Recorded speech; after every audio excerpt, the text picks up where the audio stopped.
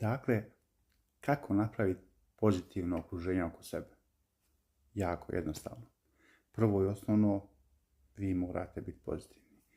Ti si taj koji je centar svog univerzuma, a centar mora biti pozitivan ako želiš da bude okruženje pozitivno. Dakle, sve što je sve negativnosti, sve negativne emocije, sve što te muči i brine u životu gurneš od sebe, posložiš neke stvari, napraviš sebi prvo ti pozitivno okruženje. Druga stvar, ne puštaš blizu sebe ljude koji će zaraziti tvoje pozitivno okruženje negativnim stvarima. Pokušaj djelovati na njih da i oni budu pozitivni, da i oni budu nasmijani, vedri. I nikako ne dopusti da oni pokvare to tvoje lijepo pozitivno okruženje.